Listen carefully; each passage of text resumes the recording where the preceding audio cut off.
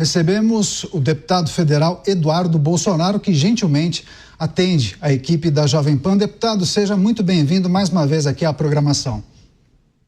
Obrigado pela oportunidade, satisfação falar com vocês da Jovem Pan. Deputado, queria começar tratando de notícias recentes relacionadas ao senhor.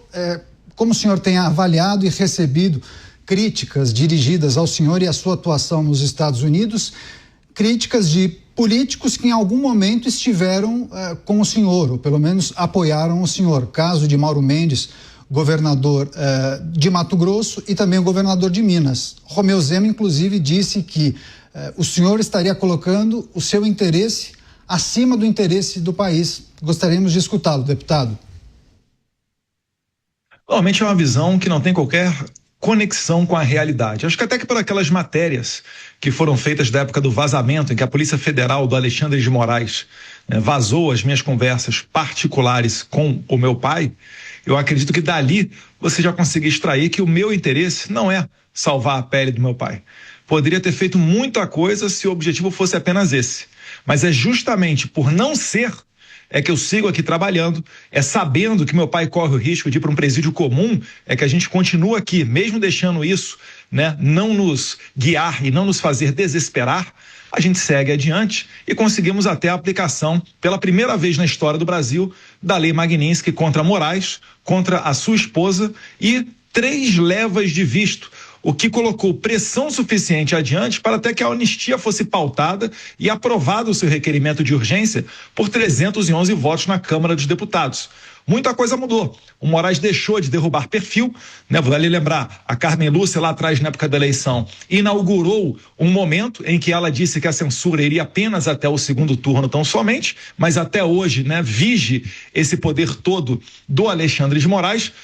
Jornalistas como Alan dos Santos, para citar apenas um dos exemplos, está no 47º perfil no Instagram. Por que não é mais derrubado? É porque o regime está vendo que há um novo componente na mesa. Que componente que é esse?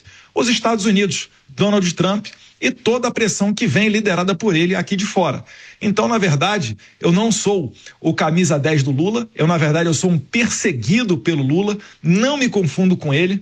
De um lado, sou eu apoiando Israel e a liberdade, a civilização, do outro lado está ele apoiando o Hamas, de um lado estou eu, apoiando o empreendedorismo racional, do outro lado está o Lula apoiando os devaneios e os últimos momentos de uma louca economia, que eles apelidam de economia verde. Então, se eu fosse realmente uma pessoa que estivesse contribuindo com o Lula, como dito pelo Mauro Mendes, eu não estaria sendo perseguido e impossibilitado de retornar para o meu país, pois todos sabem que se eu retornar, eu serei preso. E ao Zema, faltou a verdade. Se eles não têm coragem de dar nome aos bois, por que eles vêm querer me responsabilizar e eu tenho que ficar quieto? Não vejo de maneira nenhuma eu privilegiando meu pai. Se eu tivesse privilegiando ele, eu teria feito um acordo, deixado, desculpe aqui, pobre coitados morrendo no presídio comum e teria feito uma negociata para salvar a pele do meu pai, coisa que eu não fiz. Agora é lamentável, finalizando, que a direita se divida, e eu que estou aqui quieto, trabalhando para pela primeira vez levar consequências a ditadores, seja o alvo das críticas. Seria tão maravilhoso se o Zema criticasse o Moraes, o Mauro Mendes também. Por que eles não o fazem? Entrevista com o deputado Eduardo Bolsonaro. Deputado, peço licença, os comentaristas do programa também farão perguntas. Começo com o Luiz Felipe Dávila. Deputado, boa tarde. Deputado, me parece que a direita deveria ter um único propósito nesse momento: derrotar Lula e o PT em 2026. E para isso nós vamos precisar de vários jogadores em várias pontas aí. Nós vamos precisar de gente no Senado, na Câmara, nos governos estaduais e, evidentemente, na presidência da República. O senhor não acha que agora é o momento de unir a direita e não deixar que essas divergências dividam a direita? Dávila, eu entendo o raciocínio e a sua maneira de pensar. É óbvio que no xadrez político, a presidência da República ela é muito importante, mas muito mais importante é o Senado, né? Aproveitando a pergunta anterior que citou o Mauro Mendes, e é um governador candidato ao Senado, se eu nada fizer, as pessoas vão votar nele achando que realmente ele é uma pessoa que vai combater aquilo que é mais caro para nós. E o que é mais caro para nós? É a liberdade. É por isso que o jogo mais interessante é o do Senado, porque o Senado é capaz de parar os ditadores de toga. O presidente não. A gente está vendo, o Lula tem que pedir amém para tudo que ele faz no STF. Inclusive, quando ele perde no Congresso, ele leva tudo ao STF. Então, a minha preocupação é eleger pessoas corajosas e que estejam na mesma página dessa luta por liberdade. Eu não creio que o Mauro Mendes, que hoje é governador, né, de graça, sai num ataque até baixo, coisa que o governador Romeu Zema não fez, tá? Cravo aqui essa distinção. Mas se eu permitir que o Mauro Mendes seja candidato ao Senado e leve com voto bolsonarista, nós vamos perder mais 8 anos sendo enganados. Porque eu duvido que ele, que enquanto é governador, tenha esse discurso e não vá para um embate ou um posicionamento firme, que ele será capaz de fazê-lo quando virar senador. Então é mais ou menos por aí. Eu não posso, né, ser considerado aquele que está dividindo a direita se eu estou dando luz aos fatos. Quem vai fazer o juízo final é a população. Entrevista especial com o deputado Eduardo Bolsonaro aqui em Os Pingos nos Is. Próxima pergunta, Roberto Mota. Deputado, eu converso com muitas pessoas por todos os lugares onde eu ando, pessoas de todas as classes sociais. Aconteceu isso hoje de manhã aqui no Rio. E muitas delas me fazem uma pergunta que eu não sei responder. Elas estão preocupadas, muitas delas, com o que elas acham que seria uma atitude de resignação de Jair Bolsonaro com o que está acontecendo. Elas acham que estão vendo uma postura de aceitação de uma situação que a maioria dessas pessoas considera injusta e completamente absurda. O que o senhor diria para essas pessoas? Na verdade, o Bolsonaro, meu pai, ele está sendo vítima, né, de uma perseguição implacável. Atualmente, ele não consegue nem se expressar, fazer um post na Rede X. Então, chegou a hora de nós lutarmos por ele. E não somente por ele, né, por todas as pessoas que estão também nessa mesma atuada de perseguição. São seus assessores próximos, né? O Braga Neto, o Anderson Torres, o Silvinei Vasquez, Felipe Martins, as pessoas do 8 de janeiro, que em que pese terem cometido um erro, estão pagando um preço muito alto e muito além do que prega a lei. Então nós temos que ficar fortes, né? Resistir, né? Por conta do que eles estão passando, mas não há, Mota, nenhum tipo de aceitação. O que eu estou percebendo nos últimos dias, prezado Mota, é que as pessoas que têm interesse em certas candidaturas estão vendo que a janela de oportunidade delas está se fechando.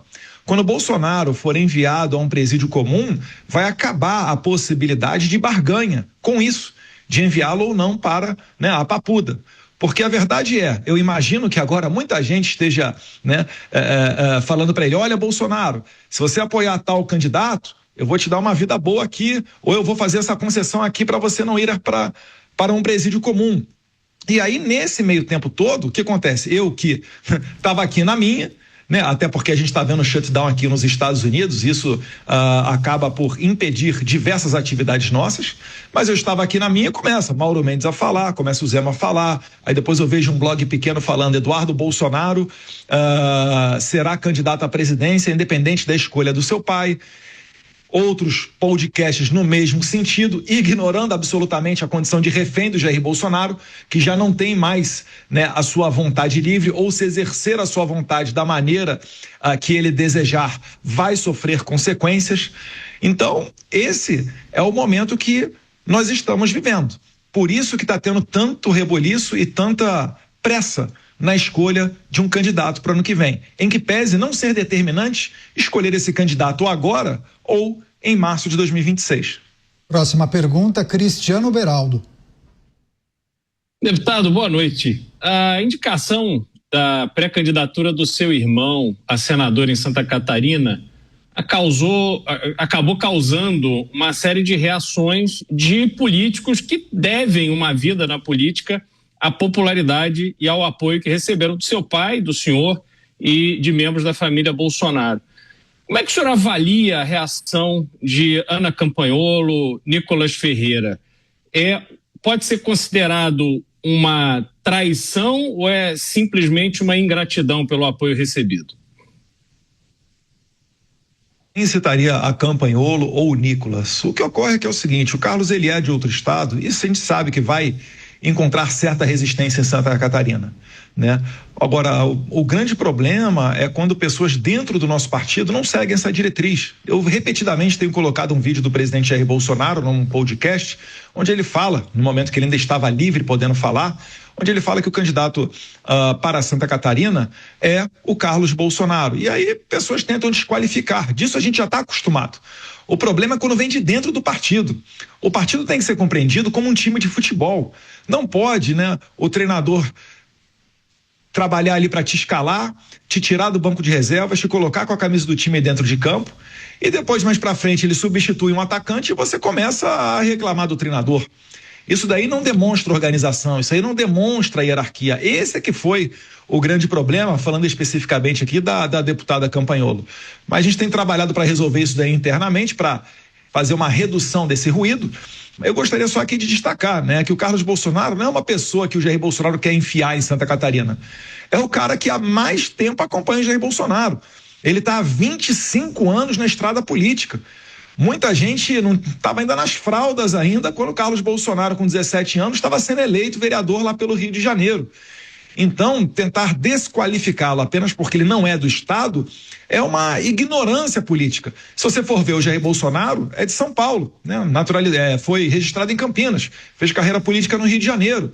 Quer citar um exemplo da esquerda? O Lula é de Garanhuns, Pernambuco, fez carreira política em São Paulo. Eu sou o deputado mais votado da história, carioca, eleito por São Paulo. Então, a vida política, ela é recheada de exemplos como esse, né? Então, eu acredito que não seja algo que vá dar muitos frutos, porque é um obstáculo totalmente vencível essa questão do Carlos Bolsonaro estar agora fazendo as malas para ir para Santa Catarina, e é um estado que ele ama e, Deus quiser, fixará ali a sua residência como senador a partir do ano que vem. Queria aproveitar, inclusive, essa pauta, deputado, mas por que Santa Catarina? Esse é um estado que provavelmente elegeria já 2 senadores mais conservadores, mais à direita. Essa era a leitura de muitos analistas. Por que Santa Catarina e não um outro estado menos conservador? Olha, depende. Se fossem eleitos esses 2 à direita, Carol Detone e Esperidião Amin se considera, ele próprio diz, né, um social-democrata. Eu não vejo um social-democrata no espectro da direita. E o Carlos Bolsonaro é porque política é uma questão de grupo. As pessoas que votam em Carlos Bolsonaro esperam que ele tenha uma conduta igual a da Jair Bolsonaro. As pessoas que votam nos candidatos apoiados pelo Jair Bolsonaro esperam uma conduta próxima de Jair Bolsonaro. E ninguém melhor e de maior confiança do presidente Bolsonaro do que o seu próprio filho. Ainda mais o Carlos, com a experiência política, a vivência que ele já tem, e sendo o arquiteto das redes sociais, né, de toda a nossa família, que direto ou indiretamente criaram a maior bancada, por exemplo, do PL na Câmara dos Deputados. Santa Catarina é um estado que o Carlos Bolsonaro particularmente se identifica. Há muitos anos ele vai ali, né, principalmente pela pauta das armas, fazendo curso de tiro, conhecendo pessoas, por vezes passando veraneio, por vezes indo junto comigo a Joaçaba para conhecer um dos presídios ali do Oeste Catarinense. Então há essa identificação com o estado de Santa Catarina, e isso é que moveu o Carlos Bolsonaro a se candidatar por lá e não por outro estado.